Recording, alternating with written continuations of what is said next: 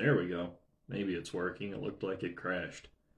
Doing my update for the week. So this week coming up, we've got a couple of things coming on. We've got a board meeting.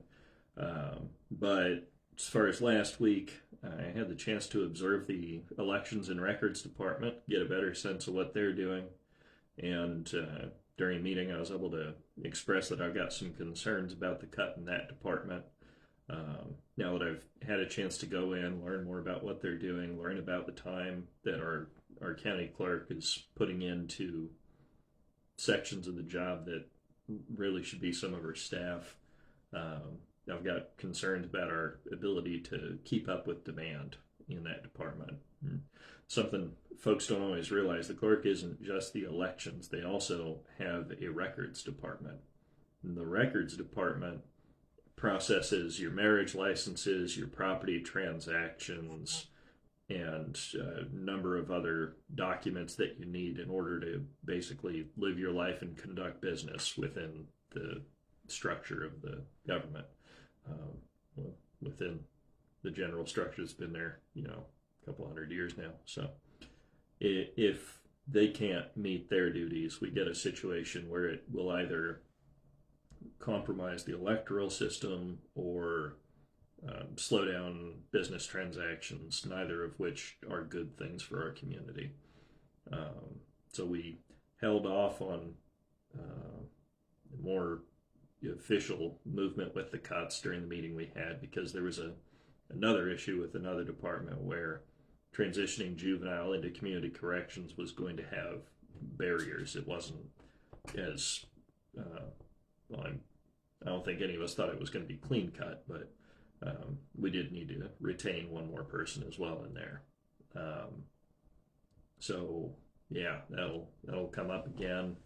Should be sometime this week. We circle back on that and come up with any solutions we've come up with in terms of funding and talk about if any other barriers have come up. Nope. I didn't keep track of my pen to check things off this time. There we go. So we've got those two thingies. Oh, my pen. Oh, there we go. I was able to attend the Coos Fire Protective Area Association conference this week. So it is what the name sounds like. They keep us all from burning down, essentially.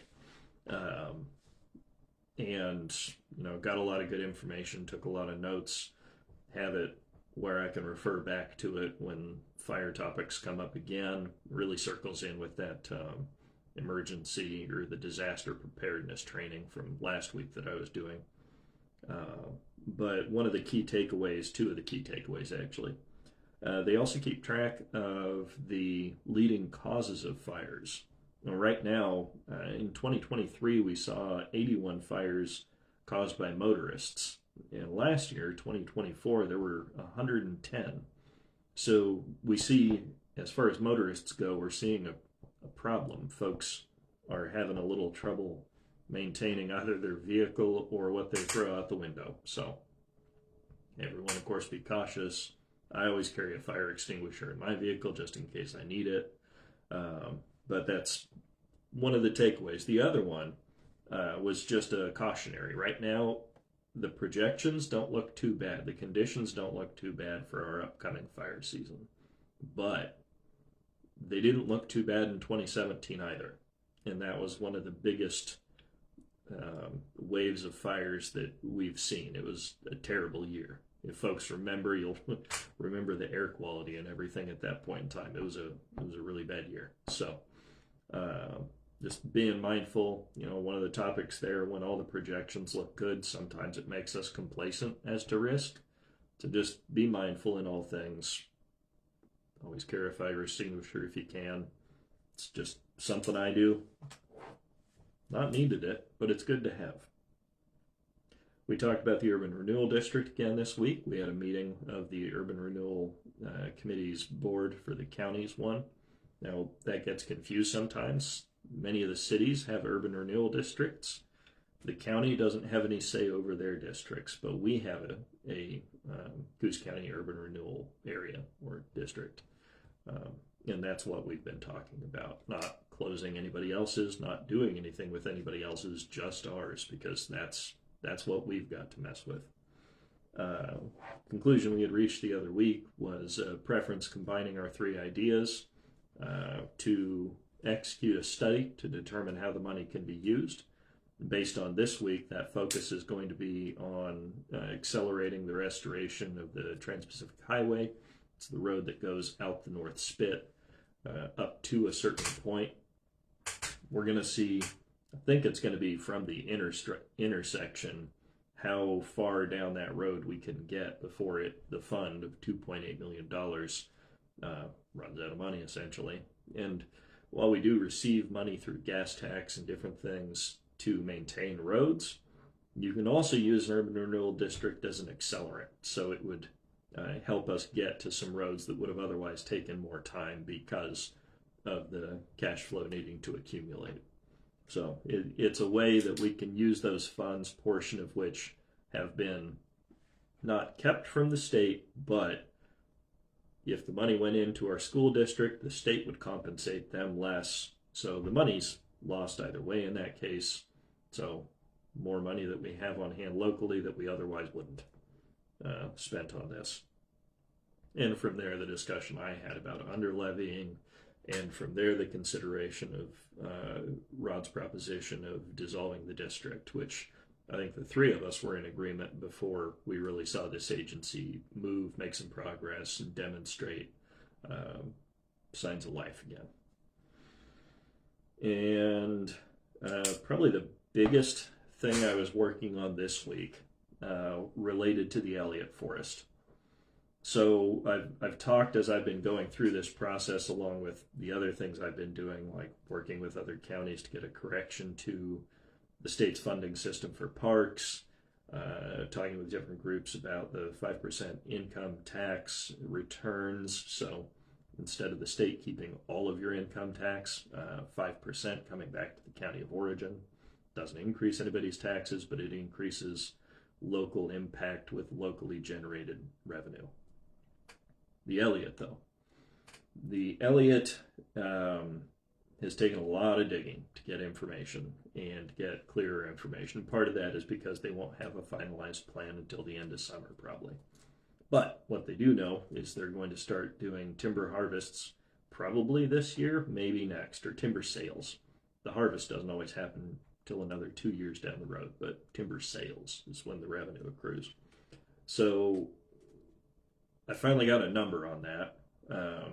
I got directed to some of the plans. I was able to find them finally from the state, and they expect to generate around $9 million net each year off of their timber sales.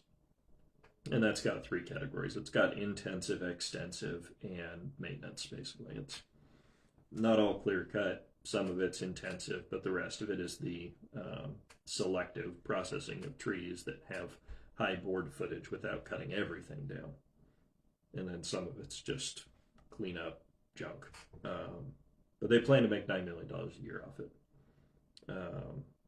And then we're 2 years out from when they would do carbon credit sales, which, if the numbers I found are right, that might be 9 mil as well. The problem has been I wanted to answer on how much money was actually going to stay in Coos County. The unfortunate answer I got was none of the $9 million. What I was told is it's all going to be reinvested into the Elliott Research Facility, or the operations thereof.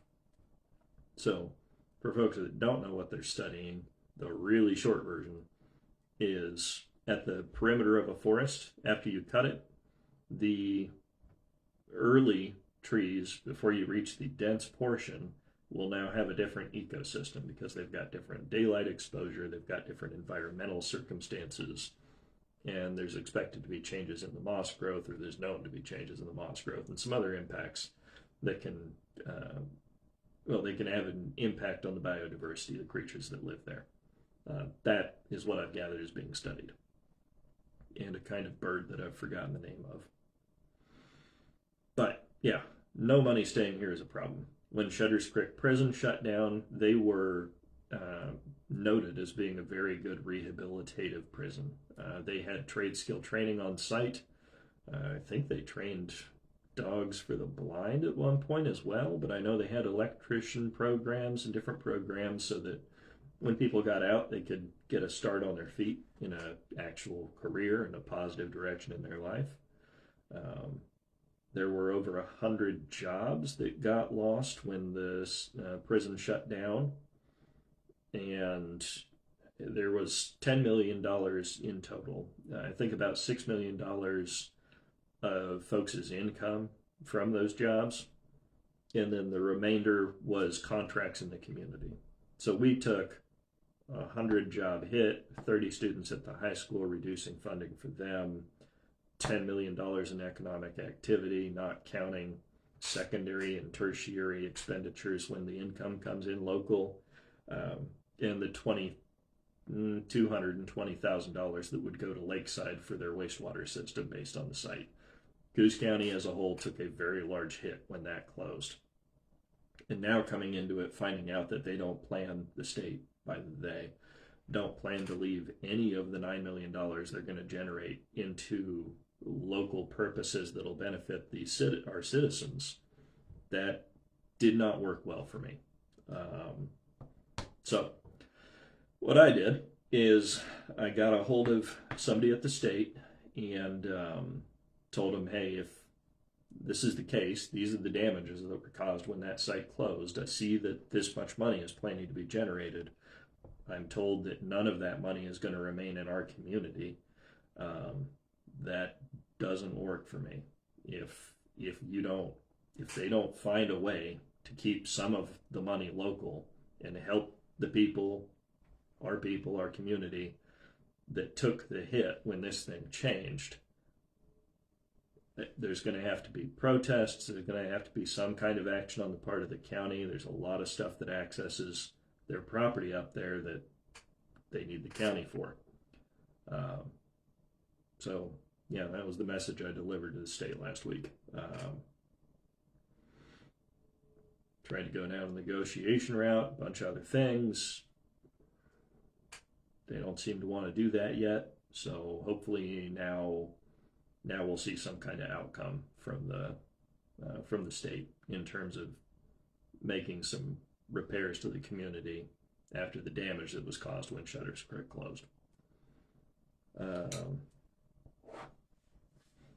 Those are the big things. We have a meeting. Pretty sure it starts at 9:30 on Tuesday. I didn't actually pull out my calendar before I started doing this. Yep, there we go. 8:30, but that's with our executive session. So 9:30, the meeting should start on Tuesday at the Owens Building.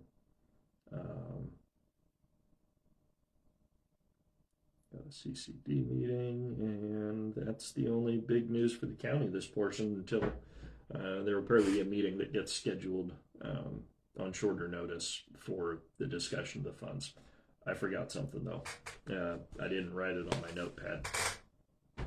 So folks will notice on Tuesday, for the meeting on Tuesday, that another ICE proclamation has been brought up. Commissioner Taylor brought that back to the agenda again with a lot of reworking.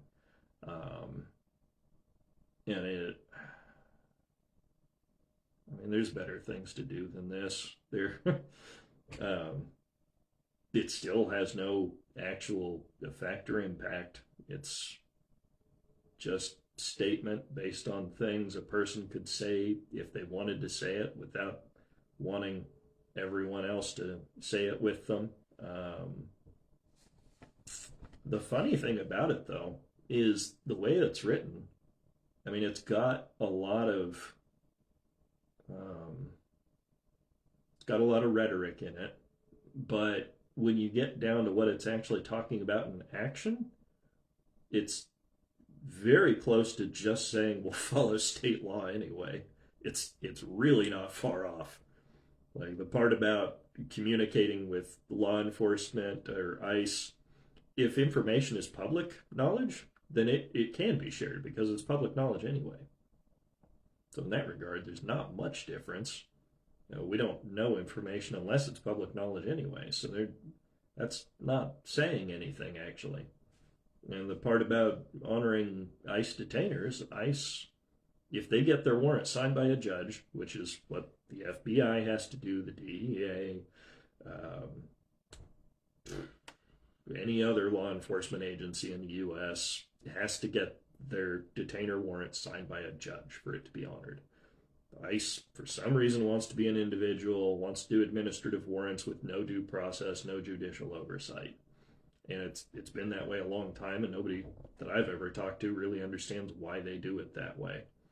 But it's what they do. And so if that was added, you wouldn't say anything other than what's in the law and then a bunch of words about how people feel. Funny thing, I wanted to look, and I did it over the weekend because I wasn't going to waste good work hours on the week on this, but I was looking into it today.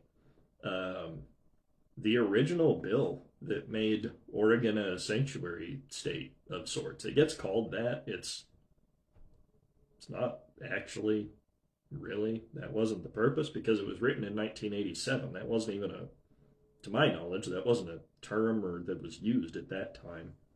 And the purpose was recognizing that immigration is federal law and state officers don't have specialized training in the functions that at this time referenced as INS, but we'll call it ICE. Our local agents don't have the training that ICE agents have, so it said we're not going to do ICE's job for them, or INS at the time. It's pretty straightforward. Actually, it passed bipartisan. There were 31 Democrats and 29 Republicans in the House when this passed. There was one nay from one Republican.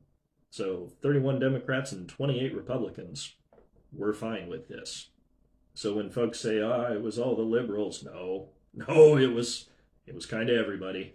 So it's changed over time, but in terms of origin, that's what it is. And then, of course, there's the 14th Amendment violation that was determined by a federal judge. If we follow the ones that aren't signed by a judge, if they get it signed by a judge, again, it's not a problem when they do that because it's a legal warrant. Problem is, they don't want to get their stuff signed by a judge. They don't want to have to be accountable or something. I don't know. But, yeah, that's the update and a bit of a rant from me. So I've got a slow connection sign, so it won't let me hit finish. It's full of problems today. There we go. Everybody have a good one, and we'll see you next week.